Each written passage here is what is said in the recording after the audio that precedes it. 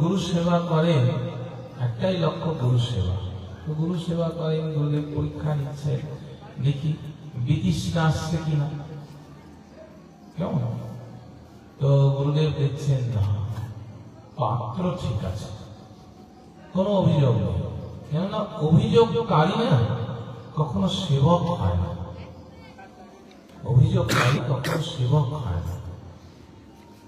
তো গুরুদেব একদিন ডাকলেন, ডেকে দেখছেন মাথার ভেতরে পোকা একদম কিমিল কিমিল করছে। ভাবো, একটা পোকা যদি মাথা থেকে পড়ে যায়, তুলে আবার মাথায় দেয়। যেমন কুষ্ঠবাসক ছিলেন মহাপ্রভুর ভক্ত, ঠিক এইরকমই এনার সেবা। গুরুদেব দেখে একদম কার্য হয়ে গেছে।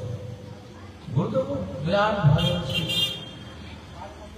তো বললেন, আরে কৃষ্ণদাস, তোর মাথায় এত যন্ত্রণা, এত পোকা হয়ে গেছে, তুই তারপরে এরকম সেবা করে যাচ্ছিস? বলে, ও কিছু না প্রভু, আপনি আদেশ করুন আমায় কি করবেন। গুরুদেব তার এই গুরু সেবায় এত প্রীতি হলেন, এত প্রীতি হলেন, গুরুদেব নিজেই তখন বললেন যে তোকে আর এখানে সেবা করতে হবে না, তুই এবার ব্রজ বৃন্দাবন চলে